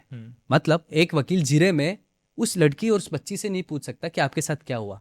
उसको अपने क्वेश्चंस जज को देने पड़ेंगे और जज उनसे बात करेगा। लेकिन क्या होता है? होता ही नहीं है। डायरेक्ट जिरे बच्ची से हो रही है जो खुद एक फेस करी हुई रेप या attempt to rape, sexual assault, exploitation, उससे जीरे हो रही है। उसका जो अक्यूज्ड है केस का, वो उसके सामने नहीं आना चाहिए, पर कोर्ट के अंदर में उसके सामने ही आता है। हालांकि कई कोर्ट्स के अंदर में ब्लैक रूम बना हुआ है जिसमें विक्टिम अक्यूज को नहीं देख सकती, ठीक है, क्योंकि वो घबराएगी, है ना, तो भी वो उसके सामने आ रहा है, आके उसमें ले जाया जा रहा है। कोर्ट का माहौल इस प्रकार का होता है जहाँ विक्टिम डरती है, क्या तो जवाब देगी और क्या वो न्याय की बात करेगी। इतना प्रेशर हो जाता है कि पॉक्सो केसेस के अंदर में अक्यूज स्कॉट फ्री होके चला जाता है। तो कहीं ना कहीं हमारी न्यायपालिका की व्यवस्था है, लॉ के अंदर में इतना लचीलापन, जिसको हम फ्लेक्सिबिलिटी कहते हैं। फ्लेक्सिबिलिटी एक बहुत पॉजिटिव टर्म है, ठीक है, जिसके बहुत नेगेटिव इंपैक्ट है। फास्ट ट्रैक कोर्ट्स जो हैं उनको बनाना चाहिए। एविडेंस होने हैं तो एविडेंस आपके सामने है तो फटाफट उन मैटर्स के ऊपर में आर्गुमेंट होने चाहिए, डेली हियरिंग होनी चाहिए, खत्म करना चाहिए विषय को। हम क्या दिखाना चाह रहे हैं सोसाइटी को कि कोई सेफ है या है भी नहीं। निर्भया का इतना बड़ा हीनियस ऑफेंस हुआ तो वो डेथ पेनल्टी तो हुई, लेकिन कितने समय तक चला? कन्हैयालाल अभी तक चल रहा है भाई। एक आदमी रेडिकल अप्रोच का शिकार बनता है, सर काट दिया जाता है उसका, पर आज तक केस चल रहा है। आप परिवार को सिक्योरिटी तो दे रहे हैं, पर क्या उस परिवार को न्याय दे पा रहे हैं? तो सिक्योरिटी और न्याय में अंतर है। Justice should be seen, delayed denied की बात नहीं करना है, उसको दिखना भी चाहिए। तो मुझे लगता है जब चेंजेस आएंगे तो दिखेगा। आपको लगता है सर, जैसे अभी ये जो अमरावती वाला केस बताया, ऐसे बहुत सारे केस हुए हैं इंडिया में ना, आपको लगता है हमारे लोग को एक ऐसा एग्जाम्पल सेट करना चाहिए कि इन फ्यूचर कोई भी ऐसा इंसान अगर ऐसी कोई भी एक्टिविटी करता है तो उसको 2 बार वो सोचे उस चीज़ को कि इस चीज़ के ये मतलब रिजल्ट्स होंगे आगे? मतलब हम going back to the same response, वो सोच क्यों नहीं रहा? वो सोच इसलिए नहीं रहा क्योंकि वो तो ग्लोरीफाई कर ही चुका है ना अपने एक्ट को। उसकी साइकोलॉजी जो है वो उसको ऑफेंडर क्रिएट कर ही नहीं रही। ये और कहा जाता है मजाक में, अरे एक बार जो जेल चला जाता है उसके बाद में उसका डर निकल जाता है। क्यों निकल रहा है भाई? ठीक है, जेल में जाके डर कब से खत्म होने लगे? तब तो डर बढ़ना चाहिए था ना। कहीं ना कहीं सिस्टम के अंदर में लूप होल है। और वो लूप होल क्यों है? क्योंकि वो चेक इन बैलेंस नहीं है। हर जना अपना काम सोसाइटी के ना सोच के खुद के लिए सोच रहा है। हम सेल्फ सेंट्रिक लोग हो चुके हैं। हम सोसाइटी को तो सबसे लास्ट में रखते हैं और रखना भी नहीं चाहते। कंडीशन ये है कि हम चाहते नहीं कि हम रखें। क्यों? आज मैं किसी पोजीशन पे हूं तो मैं मेरी पोजीशन की चिंता करूंगा, आप किसी पोजीशन पे हो तो आप अपनी पोजीशन की चिंता करोगे। जब तक आपके घर में कुछ नहीं होगा तब तक आपको चिंता ही नहीं होगी ना यार। भगत सिंह चाहिए लेकिन पड़ोसी के घर पे। मेरे घर में मुझे भगत सिंह नहीं चाहिए, मेरे घर पे तो मुझे शांति चाहिए। मैं एक डिबेट में बैठा था, तब एनसीपी की एक प्रवक्ता थी, महिला प्रवक्ता, और टीसीएस डिबेट है, टीसीएस नासिक के ऊपर में जो रिलीजियस कन्वर्जन का रैकेट एक्सपोज हुआ है, उसमें वो कह रही है नहीं हम टारगेट कर रहे हैं, सरकार टारगेट कर रही है, इट्स ए प्रोपोगेंडा। भाई अगर आपके घर में होता तो ये प्रोपोगेंडा होता, क्योंकि आपकी बच्ची के साथ नहीं हो, भगवान कभी हो भी नहीं, तब तक वो प्रोपोगेंडा है, तब तक वो एक मिथ है, तब तक वो एक टारगेट है, तब तक एक रेडिकल और कम्युनल अप्रोच है। तो हम क्या है, बहुत सेल्फ सेंट्रिक लोग हैं भाई। हम समझते हैं कि हमारे घर में होगा तो ही हम चिंता करेंगे, पास वाला हमारा नहीं है, और इसी पास वाले की भी अप्रोच हमारे प्रति है। तो सोसाइटी को नीचे रखना और खुद को ऊपर सर्वोपरि रखना, पोस्ट को बचाना, सीट की चिंता करना, और खुद का डेवलपमेंट होना चाहिए। अहम ब्रह्मी का पूरा लॉजिक ही कन्वर्ट कर दिया यहाँ पे हम लोगों ने। ठीक है, अहम ब्रह्मी था कि भाई मेरे अंदर भी भगवान है तो आपके अंदर भी भगवान है, लेकिन हमने क्या, मैं ही हूं जो हूं, मैं बचाऊंगा तो ही मैं बचा रहूंगा। इस वजह से देश को नुकसान पूर्व में हुआ, वर्तमान में हो रहा है और भविष्य में होगा। Society should be taken on the first priority, तभी हम काम कर पाएंगे। आप थाने चले जाओ दादा, थाने में आदमी को जोर आ जाता है कंप्लेंट से एफआईआर कराने में। मैं आपको इसलिए कह रहा हूं क्योंकि मैंने वो देखी चीजें। हर जने को पावर होना बहुत जरूरी हो गया, या तो कोई किसी नेता को जाने, किसी अधिकारी को जाने, या खुद बड़ा नेता अधिकारी हो तो आपको जस्टिस मिल रहा है। नहीं तो एक गरीब व्यक्ति, वंचित व्यक्ति, प्रताड़ित व्यक्ति या पीड़िता थाने चली जाए और उसका केस दर्ज हो जाए एक बार में ही। जीरो एफआईआर पॉलिसी का भी कॉन्सेप्ट है हमारे। उसका कॉन्सेप्ट क्या है? कॉन्सेप्ट ये है कि आपका कोई जुरिस्डिक्शन ना आ रहा है, आप वहाँ एफआईआर कराने गए और थाना उस जुरिस्डिक्शन में नहीं आ, ऑफेंस उस जुरिस्डिक्शन में नहीं आ रहा जिस थाने पे आप गए, तो थाने की जिम्मेदारी कि वो उस एफआईआर को लेगा और उस जुरिस्डिक्शन के थाने को भेजेगा जिसका केस ऑफेंस में जुरिस्डिक्शन आ रहा है। कितना हुआ ऐसा, कितने केसेस मिल गए हमें जीरो एफआईआर पॉलिसी के? है ही नहीं। आदमी इतना परेशान हो जाता है कि वो या तो सुसाइड कर रहा है, या न्याय की तो उम्मीद ही छोड़ना बंद कर दिया है, या फिर वो प्रशासन के पास नहीं जा रहा। वो भय क्यों है? क्योंकि सब अपनी चिंता कर रहे हैं, सोसाइटी की कोई नहीं। तो ऐसा क्यों हो रहा है सर? क्योंकि ये बोला जा अपने तो ये है ना इंडिया में कि न्यायपालिका और न्याय सबके लिए एक समान है, गरीब अमीर कोई नहीं देखता, न्याय सबके लिए एक है ना।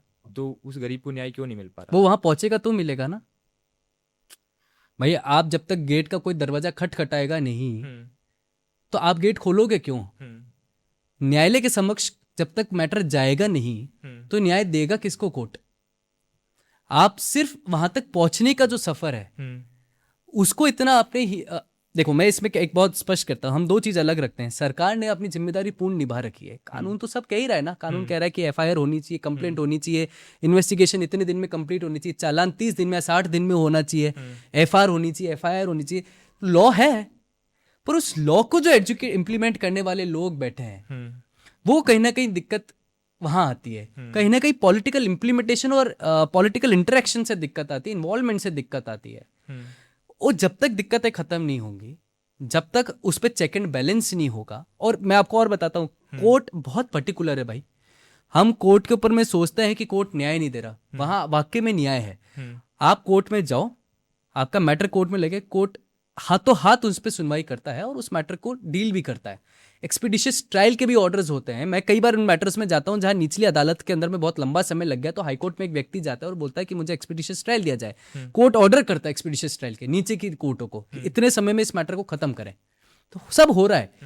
कहीं ना कहीं सोसाइटी की जिम्मेदारी हम लोगों के दिमाग में नहीं है। कोई अगर आदमी यूपीएससी क्लियर करके बैठ गया तो वो अपने आप को भगवान से बड़ा मान रहा है यार। मतलब वो अपने आप को ये बोल रहा है कि भाई मैंने तो भारत का सबसे टफ पेपर क्लियर किया है। लेकिन उसके इंटरव्यूज आप सुनो, उस इंटरव्यू में उसकी जिम्मेदारी क्यों? आप क्यों आईएएस बनना चाहते हैं? आप क्यों आईपीएस बनना चाहते हैं? मैं इसलिए बनना चाहता हूँ, मैं सोसाइटी में चेंज लाना चाहता हूँ, मैं इसलिए बनना चाहता हूँ कि मैं सोसाइटी में बदलाव लाना चाहता हूँ। आरएस क्यों बनना चाहते हैं? क्योंकि मैं सोसाइटी में बदलाव लाना चाहता हूँ। और फिर 60,000 की घूस ले लेते हो पहली पोस्टिंग में आप।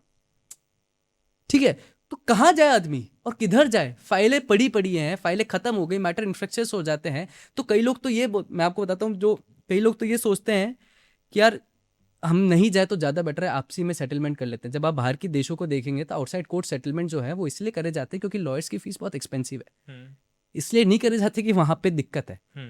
हमारे आउटसाइड कोर्ट सेटलमेंट इसलिए करे जाते हैं क्योंकि वो आदमी उस पछड़े में नहीं पड़ना चाहता। क्यों मजाक बना देती है ना, सोसाइटी में मजाक बन रही है। सोसाइटी में बोला जाता है सबसे पाला पड़ जाए, वकील, डॉक्टर और पुलिस से ना पड़े। बल्कि ये तो नोबेल प्रोफेशन है तीनों। Doctor is a Nobel profession, lawyer is a Nobel profession, police है तभी भय है। पर मजाक ऐसी बना दी गई है कि आदमी सोचता है यार मेरा तो पाला ना पड़े कोर्ट से, मेरा पाला ना पड़े डॉक्टर से, और मेरा पाला ना पड़े थाने से। यही चीजें जो सोसाइटी में नोबेल मानी जाती थी।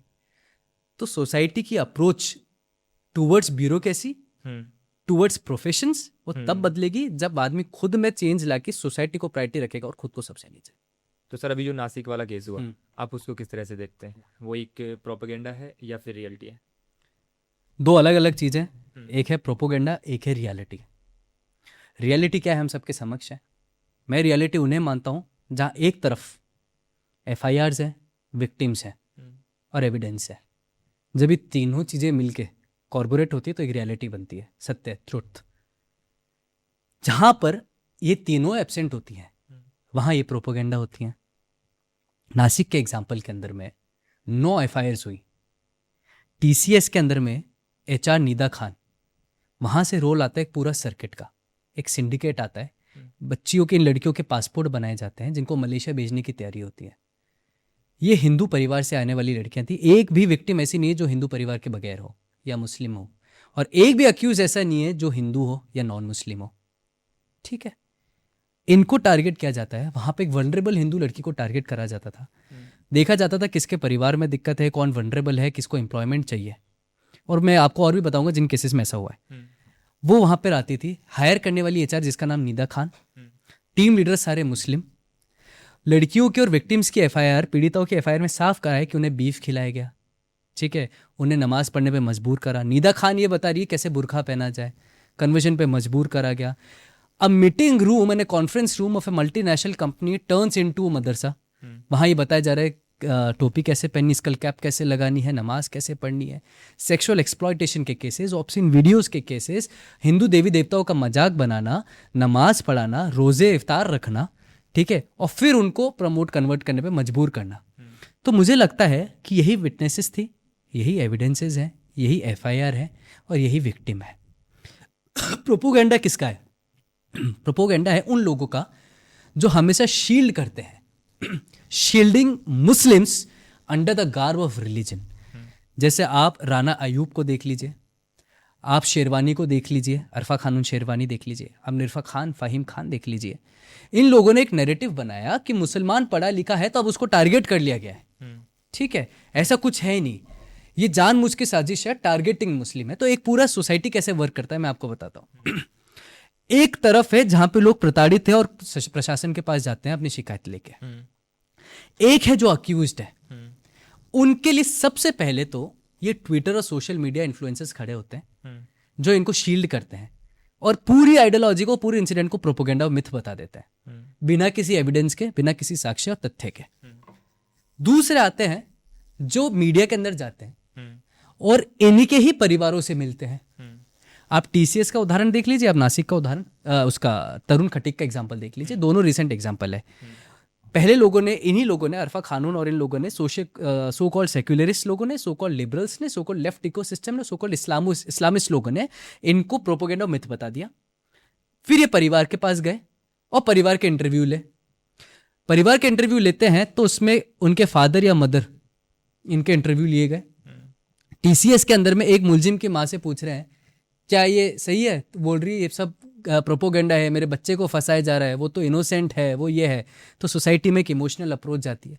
ऐसे तरुण खटीक के केस में गए और जिसने मारा, मॉब लिंचिंग करी, उसके घर पे जाके इंटरव्यू लिए गए, तो एक सोसाइटी में इमोशनल अप्रोच गई।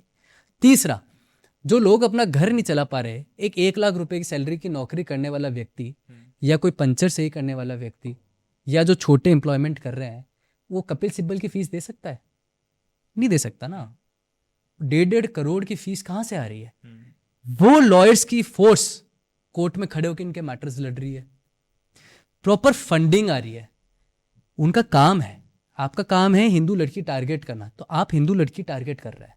एक का काम है फंडिंग आपको प्रोवाइड कराना, कोई खर्चा होगा वो फंड प्रोवाइड कर रहा है। एक का काम है आपको घोड़े गाड़ी देना, वो आपको घोड़े गाड़ी दिला रहा है। एक का काम है मौलवी का कि वो ऑनलाइन कन्वर्जन, नमाज, ये और वो सिखा रहा है, तो आप उससे कनेक्ट हो रहे हो। एक का काम है आपके लिए पासपोर्ट और फॉर्ज डॉक्यूमेंट बनाना, जैसे झारखंड के अंदर में भी केस आया था, फॉर्ज डॉक्यूमेंट्स के बनाए गए, वो कर रहा है। फिर एक का काम है आपको ट्रांसपोर्ट करना, स्मगल करना, ISIS में किसी में। ये पूरा एक रैकेट चल रहा है। इसके और उदाहरण मैं आपको देता हूँ कि ऑर्गेनाइज क्राइम क्यों मैंने इसको कहा। TCS तो अभी हम सबके समक्ष आ गया सोशल मीडिया की वजह से।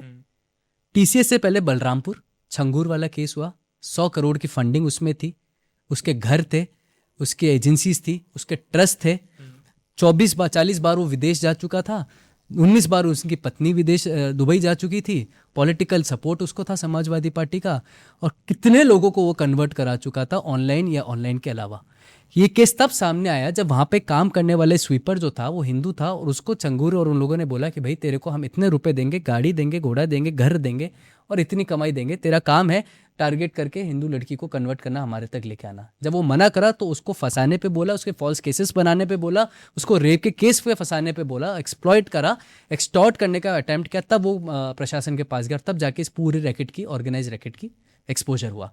आगरा का केस है, बरेली का केस है, ब्यावर और भीलवाड़ा राजस्थान के केसेस हैं जहां पर 20 लाख रुपए और 10 लाख रुपए लड़कियों की बोली लगा दी गई कि अगर आप ब्राह्मण क्षत्रिय कम्युनिटी से आ रहे हो तो आपके 20 लाख रुपए लड़की के मिलेंगे आपको, और दलित समाज से कोई लड़की आप टारगेट करते हो तो आपको 10 लाख रुपए मिलेंगे। ये भीलवाड़ा का केस है, ब्यावर का केस है, विजयनगर का केस है, राजस्थान के केस है। उसके बाद में आपके बस्ती रैकेट आया जहाँ 300 लड़कियों को टारगेट करा जा रहा था, MIM का ही नेता उसमें इन्वॉल्व था। अमरावती केस का जो एग्जांपल है वो भी MIM से ही कनेक्टेड था। अनिल कादरी था एक, जो एक टारगेट केस में फंसता है, वो कांग्रेस से रिलेटेड था। ब्यावर के अंदर में जो केस हुआ था उसमें हाशिम कुरैशी फॉर्मर काउंसलर आया था, वो भी पॉलिटिकल आदमी उसमें इन्वॉल्व था जो रैकेट कर रहा था। फिर आपके आगरा, ब्यावर, भीलवाड़ा, अजमेर स्कैंडल, फिर आपका TCS का एग्जाम्पल, फिर आपके कितने मैटर्स हैं। भोपाल केस में आपको बताता हूँ, वनरेबल लड़की को टारगेट करते थे एम्प्लॉयमेंट के नाम पर, वो फंसती थी, फंसने के बाद उसके साथ धीरे धीरे एक लड़कियां इन्वॉल्व होती थी, वो उसको अपने मेल फ्रेंड से मिलाती थी, वो उनके साथ इन्वॉल्व होती थी, बेफ्रेंड करते थे, सेक्सुअल वीडियोस बनाए जाते थे, उन वीडियोस को रिकॉर्ड कर लिया जाता था, ब्लैकमेल करा जाता था, वीडियोस को अपने ग्रुप में आगे सर्कुलेट किया जाता था, 2 जने आके उनका और रेप करते थे, एक जना बाहर खड़ा रहता था कैफे के अंदर में कि कोई आ तो नहीं रहा। ऐसे सर्कुलेट होता गया क्योंकि लड़की कहीं बोल नहीं सकती थी। जिस लड़की ने जिस लड़के को अपना ट्रस्ट करके दोस्त माना, उसी ने सबसे पहले उसको कॉफी में ड्रग्स मिला के रेप करा, उसी कैफे के अंदर में उसको रिकॉर्ड करा, बाद में अपने 2 फ्रेंड्स को और दिया, ऐसे करके पूरा हुआ। KGMU केस के अंदर में तो ऐप बनी हुई थी, फादर और सन दोनों ही इन्वॉल्व थे, सलीमुद्दीन और रिजामुद्दीन।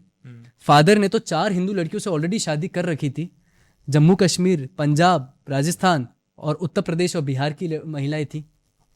वहीं पर ऐप चालू हो जाती है, वह ID इस्लामिक मेडिकोस मीट चालू हो जाती है, KGMU के अंदर में कन्वर्जन के मैटर्स चालू हो जाते हैं, जहां पर एक महिला नर्स ने अपने आप को सेक्सुअल एक्सप्लॉइट होने का केस बताया, डॉक्टर इन्वॉल्व हो जाता है।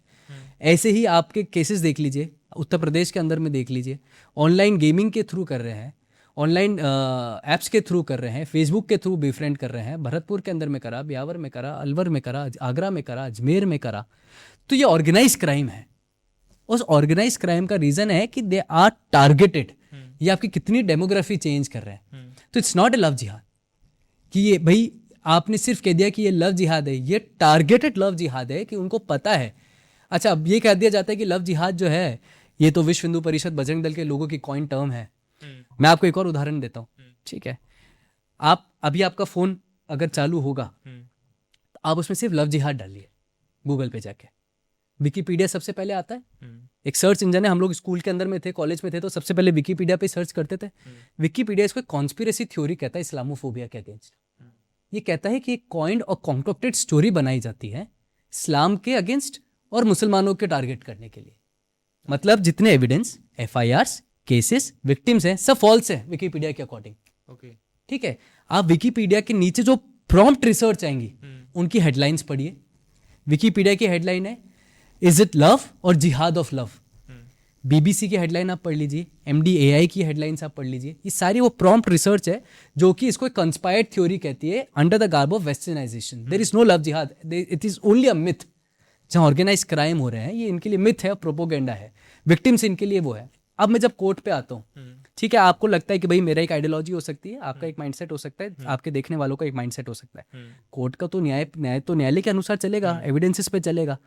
Bareilly court, Yamuna Nagar court, Allahabad court, Kerala high court in 2009, ठीक है, एंड रिसेंटली इन कोर्ट्स के स्टेटमेंट्स हैं जहां पर रिग्रेस इम्प्रिजनमेंट पे पनिशमेंट दिए गए हैं लव जिहाद के केसेस पे। Jharkhand high court, even Jharkhand high court में एक नेशनल शूटर का केस था जहां पर उसने अपने आप को सहदेव करके था, शूटर थी, नेशनल शूटर, वो एक आदमी से शादी करती जो अपने आप को हिंदू क्लेम करता है, बाद में पता चलता है वो मुस्लिम है।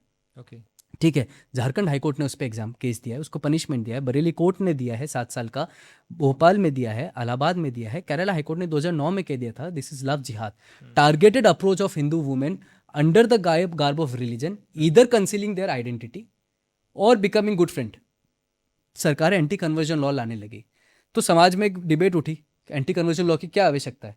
आज राजस्थान में भी एंटी कन्वर्जन लॉ, जिसे हम फ्रीडम ऑफ रिलीजन एक्ट कहते हैं, वो लाया गया, उसको हिंदू मुसलमान कर दिया। क्यों? आपके पेट में क्यों दिक्कत हुई भाई? उसमें तो हिंदू और मुसलमान कहीं नहीं लिखा, लेकिन उसका विरोध करने वाले मुसलमान है। देश में जब भी कुछ होता है तो एक समाज, एक सोसाइटी है जो सबसे पहले अपने आप को खतरे में महसूस करती है, वो है सो कॉल्ड अपने आप को माइनॉरिटी में कहने वाले, जो आपसे और हमसे ज्यादा हो चुके हैं। ठीक है, उनको लगता है कि हम खतरे में, सीए आएगा मुसलमान खतरे में, एनआरसी आएगा मुसलमान खतरे में है, कन्वर्जन लॉ आएगा मुसलमान खतरे में है। जिसमें तो कहते हैं मुसलमान की जब भी एक डिबेट होगी आप सुनोगे उनके प्रवक्ता और स्कॉलर्स, हालांकि मैं उन्हें स्कॉलर्स नहीं मानता क्योंकि मदरसे के अंदर में स्कॉलर नहीं बनाए जाते हैं, वो ये कहते हैं कि हमारा इस्लाम कहता है हमारा दिन हमारे साथ, आपका दिन आपके साथ, वो ये कहते हैं। तो फिर आपको कन्वर्जन लॉ से क्या दिक्कत हो रही है? आप तो कन्वर्ट नहीं कर रहे ना किसी को, आपका दिन आपके साथ है, हमारा दिन हमारे साथ है, फिर then why you have issue with conversion law? ठीक है, वहां तो हिंदू मुसलमान ने लिखा, वहां लिखा है कोई भी व्यक्ति किसी को भी फोर्स करता है कन्वर्ट करने पर, concealing their identity fraudulent mean से, या फोर्सफुल या चीटिंग करके, part of conversion law, offence है।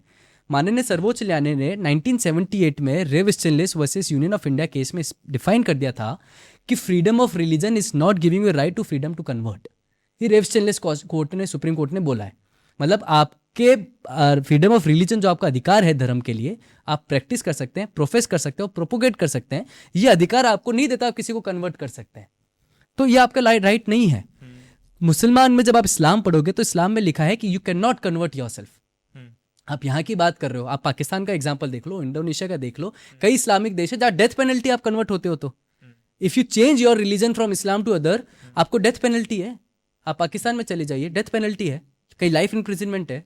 तो भारत में कन्वर्जन लॉ आ रहा है तो आपको क्या दिक्कत हो रही है? जहां पर इस्लामिक देश है, जहां इस्लामिक नेशंस हैं, जहां पे शरिया चल रहा है, वहां डेथ पेनल्टी है कन्वर्जन पे, लेकिन आप यहां सबको कन्वर्ट करोगे और आपको कन्वर्जन लॉ से दिक्कत है, और आप बोलोगे हमारा दिन हमारे साथ, आपका दिन आपके साथ। तो मुझे लगता है कि एक ऑर्गेनाइज क्राइम है, एक सिंडिकेट है जो एक्सपोज हो रहा है और लगातार हो रहा है।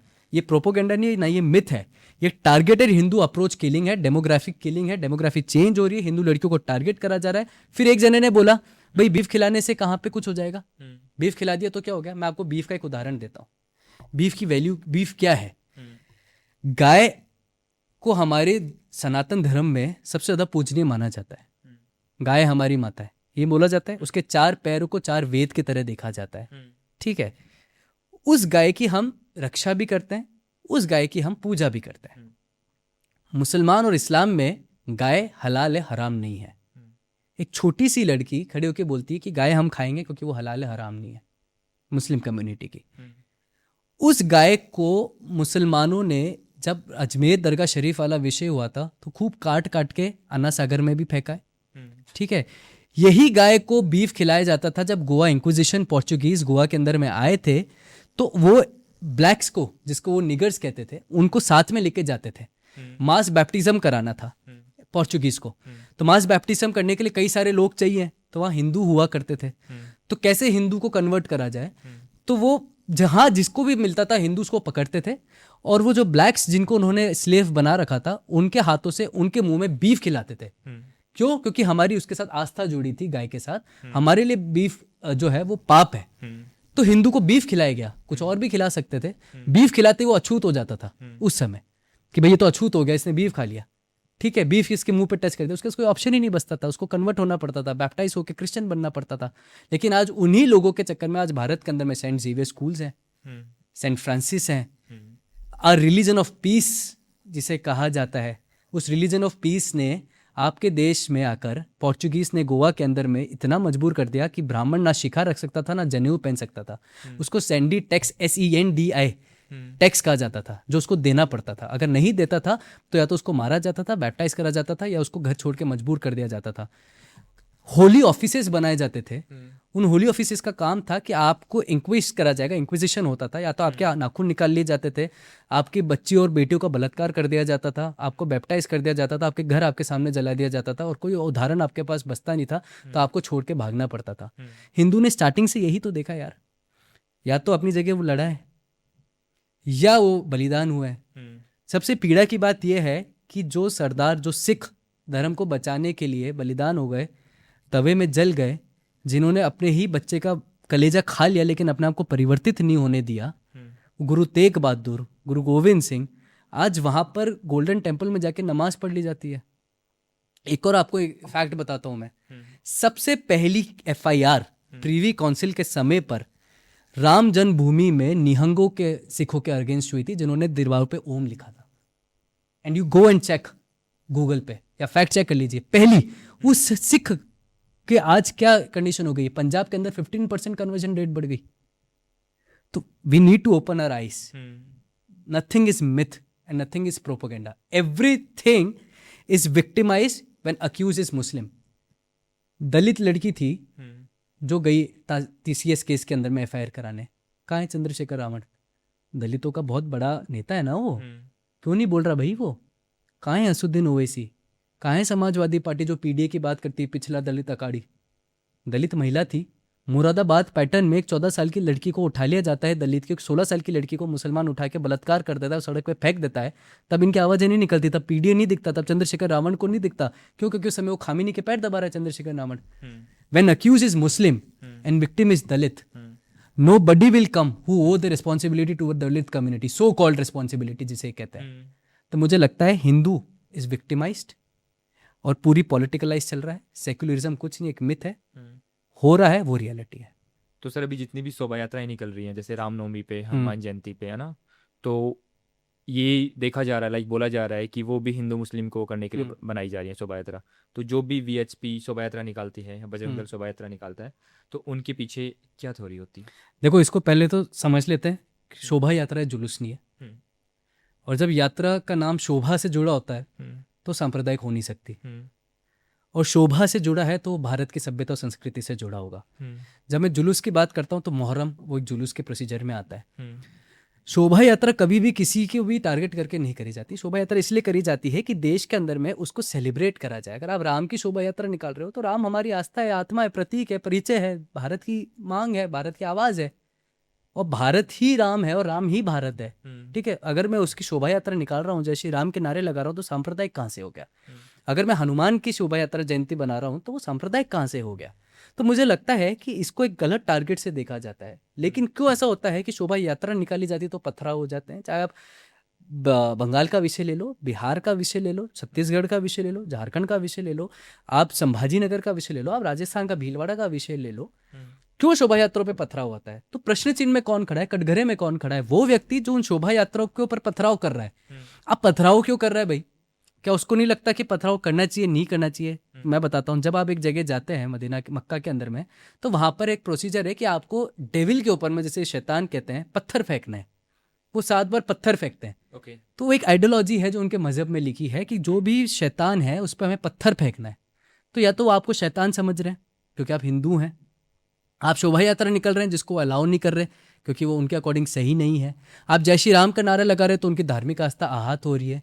क्यों आहत हो रही है? मैं आपको कुछ उदाहरण देता हूँ। 2023, 2024, 2025, 2026 कंसेक्यूटिव ईयर्स में लगातार तरीके से कलकत्ता हाईकोर्ट में VHP जाता है और शोभा यात्रा के निकालने की परमिशन लेता है। भारत के अंदर में, मैं बांग्लादेश की बात नहीं कर रहा, पाकिस्तान अफगानिस्तान की बात नहीं कर रहा, मैं भारत के अंदर में VHP को शोभा यात्रा निकालने की परमिशन देनी पड़ती है और हर बार कोर्ट दे रहा है। मालदा के अंदर में रामनवमी की यात्रा को रोक दिया जाता है सरकार के द्वारा। क्यों? क्योंकि लॉ एंड ऑर्डर का विषय है, लेकिन मुहर्रम लॉ एंड ऑर्डर का विषय नहीं होता। 12 जगह दंगे हो जाते हैं मुहर्रम के अंदर में, लेकिन वो लॉ एंड ऑर्डर का विषय नहीं है। शिहा सुन्नी लड़ते हैं, तोड़े जाते हैं हिंदुओं के मंदिर, वो लॉ एंड ऑर्डर का विषय नहीं है। दुर्गा विसर्जन 2016-17 में रोक दिया गया, लेकिन जुलूस निकलेगा मुहर्रम का, वो लॉ एंड ऑर्डर का विषय नहीं है। 300 लोग जो हैं वो एक दुर्गा पूजा नहीं कर सकते क्योंकि उस एरिया में रहने वाले 30 परिवारों को दिक्कत है जो मुस्लिम कम्युनिटी से आते हैं, तो वो उन्होंने दुर्गा विसर्जन नहीं करने दिया। गुजरात के अंदर में पांडाल को टारगेट कर लिया जाता है, मदरसे से पढ़ने वाले बच्चे जो लगातार तरीके से टारगेट कर रहे हैं। आपके दिवाली के ऊपर में टारगेट, आपकी होली पे टारगेट, आपकी शोभा यात्राओं पे पथराव, तो आप कम्युनल है, लेकिन वो जो ये कर रहे हैं वो सेक्युलर है।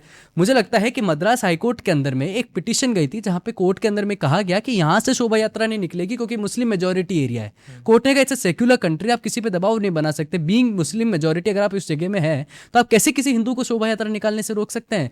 ऐसी इलाहाबाद हाईकोर्ट में भी हुआ था, जहां प्रयागराज के अंदर में कुंभ के विषय लाउड स्पीकर नहीं लगेंगे। आप 24 घंटे 5 बार लाउड स्पीकर लगा रहे हो। सुप्रीम कोर्ट के कहने के बाद भी आपके मुहर्रम निकलते हैं तब आप कौन से लॉ एंड ऑर्डर का विषय नहीं होता। आपके जब मुहर्रम निकलते हैं तब आप सरकार से कितनी परमिशन लेते हो। जहाँ पे मुस्लिम रह रहा है वो सेंसिटिव एरिया है और जहाँ हिंदू रह रहा है वो सेंसिटिव एरिया क्यों नहीं है। ये सब एक तरीके से क्रिएट कर दिया गया है कि हिंदू को शोभा यात्रा निकालनी तो सरकार से परमिशन लेनी पड़ेगी, डीजे नहीं बजा सकते, जय श्री राम नहीं कह सकते, नाच नहीं सकते, गा नहीं सकते। तो क्या मुहर्रम में ब्लेड क्यों चला रहे हैं भैया? मुहर्रम के अंदर में अपने आप को ब्लेडों से क्यों मार रहे हैं छोटे छोटे बच्चे? मुहर्रम क्यों लॉ एंड ऑर्डर का विषय नहीं बनता? मुहर्रम के अंदर में क्यों सिक्योरिटी इतनी नहीं होती? क्यों? क्योंकि मुहर्रम में निकलने वाले लोग को पता है कि हिंदू पथराव नहीं करेगा, लेकिन इन्हें हिंदू को पता है कि ये पथराव करेंगे, इसलिए पुलिस को वहाँ प्रशासन को लगना पड़ता है। आपके मंदिर के बाहर गाय का मांस फेंक के चले जाते हैं धुबरी के अंदर में, क्यों? क्योंकि उन्हें पता है कि आपकी धार्मिक आस्था आहत कैसे होनी है। जब मुसलमान देश के अंदर में आए तो मंदिर तोड़ के मस्जिद क्यों बनाई? मंदिर के पास में मस्जिद बना लेते, लैंड तो खाली था। आपकी आस्था कैसे आहत होगी भाई? धार्मिक आस्था हिंदू की कैसे आहत करी जाएगी? आपकी छाती पे पैर कैसे रखा जाएगा? आपको कैसे दिखाया जाएगा कि you are submissive to us? आपको कैसे बोला जाएगा 800 साल हमने आप पे राज किया है? आज पॉलिटिकल लोग खड़े होके, एमआईएम की मैं बात करता हूँ, एमआईएम खड़ी होके क्या बोलती है? एमआईएम एक ऐसी पार्टी जो बिना मैनिफेस्टो के चुनाव लड़ती है। कभी मैनिफेस्टो नहीं दिखेगा आपको एमआईएम का। जो लोग सरकार से विकास और विस्तार की बात करते हैं, एमआईएम से सवाल करो ना, रजाकारों की पार्टी से कि आप बिना मैनिफेस्टो के चुनाव क्यों लड़ते हो? उनकी पार्टी से चुनी हुई जो एक लड़की वो कहती है कि हम उम्रा हरा पोत देंगे। उन्हीं की पार्टी का एक व्यक्ति कहता है खड़ा होकर कि आप लोग के लिए हम घर जगह नहीं छोड़ेंगे भागने के लिए, कहाँ बच के जाओगे? उन्हीं की पार्टी का एक प्रवक्ता कहता है कि पाकिस्तान से इतने मुसलमान, बांग्लादेश से इतने मुसलमान और भारत के मुसलमान मिल जाए तो हम आपको समाप्ति कर देंगे। उन्हीं की पार्टी के लोग हैं वारिस पठान जैसे, कहते हैं मेरे सर पे गोली रख दो, मैं भारत माता की जय नहीं बोलूंगा। उन्हीं की पार्टी के असुद्दीन ओवैसी और अकबरुद्दीन ओवैसी 15 मिनट की बात करते हैं, कहते हैं हमें हरा पहनने पे मजबूर मत करो, बुरखे वाली ही इस देश की प्रधानमंत्री बनेगी। तो एक रेडिकल आइडियोलॉजी है जिसको शायद मुझे लग रहा है बहुत ग्रेव कंसर्न देना चाहिए। हिंदू आज आश्वसित है, हिंदू को लग रहा है कि हम सेफ है, और हिंदू को लग रहा है कि हमारी कोई सेक्युलरिज्म का जिम्मेदारी दे रखी है, पर कि ऐसा है नहीं। आपकी शोभा यात्रा बिना परमिशन के नहीं निकल सकती, आपके त्यौहार आप बिना परमिशन के नहीं बना सकते, पथरा हो जाता है। आपकी बहनें और माताएं सुरक्षित नहीं है, आपकी गाय सुरक्षित नहीं है, आपके घर सुरक्षित नहीं है, और आपके जब घर सुरक्षित नहीं है तो डिस्टर्ब एरिया एक्ट निकालना पड़ा सरकार को। राजस्थान, अब मैं आपको एक अनएजुकेटेड एग्जांपल देता हूं लोगों का। राजस्थान एक दूसरा राज्य बना जिसने डिस्टर्ब एरिया एक्ट निकाला। हिंदू का पलायन रुके, जो भी एरिया डिस्टर्ब एरिया आएंगे, जहाँ दंगा प्रभावित क्षेत्र है, वहां पे कोई भी व्यक्ति अपनी प्रॉपर्टी ना बेच सकता ना खरीद सकता without the prior permission of competent authority. करता है तो उसके ऊपर में सजा का प्रावधान है, and there are several rules with the act. पहला राज्य कौन सा है? पहला राज्य गुजरात है। गुजरात में डिस्टर्ब एरिया एक्ट कौन लेके आया? कांग्रेस सरकार लेके आई थी। तब वो सांप्रदायिक नहीं था, तब हिंदू मुसलमान नहीं था, तब सब सही था, क्योंकि कांग्रेस सरकार लेके। आज उन्हीं की पार्टी के नेता यहाँ खड़े होकर बोल रहे हैं कि भारत राजस्थान के अंदर में राजस्थान सरकार डिस्टर्ब एरिया एक्ट सांप्रदायिकता भड़काने के लिए लेके आई है। तो भैया आप अपनी सरकार से पूछो जो कांग्रेस की गुजरात में लेके आई थी, तब क्यों लेके आई? तो मुझे लगता है कि कानून अपना काम कर रहा है, प्रशासन अपना काम कर रहा है, न्यायालय अपना काम कर रहा है। Allahabad high court justice G R Swaminathan, Andhra Pradesh, Karthigai Deepam का एक उदाहरण देते हैं।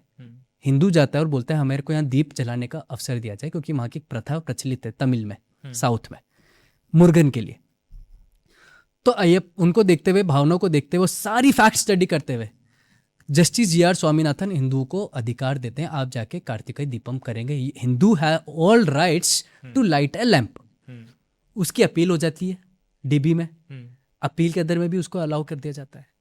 सरकार सुप्रीम कोर्ट चली जाती है, और सुप्रीम कोर्ट कौन जा रहा है? सुप्रीम कोर्ट कोई मुस्लिम कम्युनिटी वाले नहीं जा रहे हैं, सुप्रीम कोर्ट जा रहे हैं देवस्थान बोर्ड, जिसका अधिकार है, जिसको मंदिरों को मैनेजमेंट करने का अधिकार दे रखा है, जिनके कंट्रोल में मंदिर आ रहे हैं प्लेसेस ऑफ वर्शिप एक्ट के अंदर में। वो देवस्थान बोर्ड हिंदुओं के विरुद्ध चला गया, जिसकी जिम्मेदारी हिंदू के मंदिरों की थी। वो गया और बोला कि नहीं, दंगा भड़क जाएगा, कम्युनल इशू हो जाएंगे। तो फिर मुसलमान भी जग गए, मुसलमान का वक्फ आ गया, ये वक्फ की प्रॉपर्टी है, वहां एक दरगाह भी बनी हुई है, ठीक है। सुप्रीम कोर्ट ने भी अपील किया जस्टिस जी आर स्वामीनाथन का जजमेंट, मुसलमान हिंदुओं को अधिकार दिया लाइट जलाने का। तो 120 सांसद सदन के अंदर में चले जाते हैं और इम्पीचमेंट की बात करते हैं जस्टिस जी आर स्वामीनाथन के, कि इनका महाअभियोग करा जाए, इनको हटाया जाए। कम्युनल ऑर्डर दिया इन्होंने, मतलब हिंदू अपने अधिकार के लिए चला गया और उसको उसका अधिकार मिल गया तो वो कम्युनल हो गया।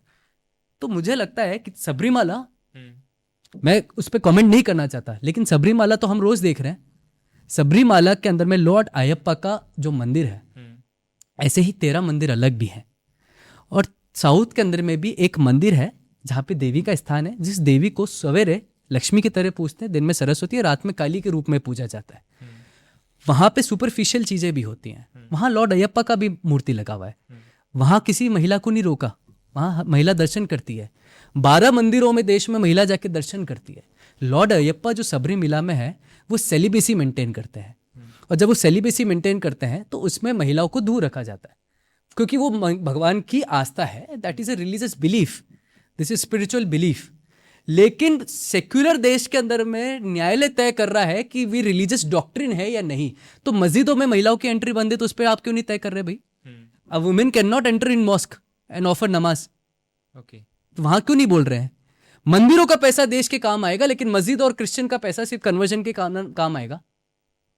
मंदिरों का पैसा, प्लेसेस ऑफ वर्शिप एक्ट के अंदर में state has control over temples, तो मंदिरों का पैसा तो देश के काम ले रहे हैं आप, लेकिन मस्जिदों का पैसा मस्जिदों के पास जाएगा और चर्च का पैसा चर्च के पास जाएगा। वो देश के काम क्यों नहीं आ रहा भाई? वो तो भारत के ही लोग हैं ना। तो मुझे लगता है कि every time Hindu has become a part and parcel of debates, part and parcel of judgments, part and parcel of interpretation, and therefore in 1985 only one religion and dharma, that is Hindu, has to be defined by Supreme Court. Supreme court को ये define करना पड़ा कि भाई हिंदू क्या है। कभी आपने सुना है मुसलमान को कोर्ट ने डिफाइन करा हो, क्रिश्चियन को कोर्ट ने डिफाइन करा हो, पर Hindu has defined legally by court of India. क्यों? क्या आपको नहीं पता हिंदू है, पर उसको डिफाइन करना पड़ गया। तो मुझे लगता है ये बहुत विकट स्थिति है। आपकी और मेरी जिम्मेदारी है कि चीज़ों को समझें, गहराई में जाएं and start speaking what is your right. जी, तो सर लास्ट में हमारे जितने भी दर्शक हैं उनको आप क्या मैसेज देना चाहोगे हिंदुत्व के लिए? देखो, हिंदुत्व का यही विषय है कि सिर्फ हिंदू परिभाषा और शब्द नहीं है। हिंदू को जीना शुरू करना पड़ेगा, हिंदू को समझना करना पड़ेगा। हिंदू आपके रग रग में बसा है। और जब ये कहा गया है कि सिर्फ भारत एक भूमि का टुकड़ा नहीं है, जीता जागता राष्ट्र पुरुष है। हम जिएंगे भी इसके लिए और मरेंगे भी इसके लिए। और जब हमारे मरने के बाद कोई हमारी अस्थियों पे कान लगा के सुनेगा तो एक ही आवाज़ आएगी, वो भारत माता की जय। Start connecting yourself with the roots. आप अपने आप को जितना रूट से दूर करोगे उतना आप अपने आप को अपने आप से दूर करोगे। And people are waiting you for you to get away with roots. Bharat से कनेक्ट रहो, हिंदुत्व से कनेक्ट रहो, सनातन से कनेक्ट रहो, तभी सभ्यता से कनेक्ट रहोगे। Thank you sir.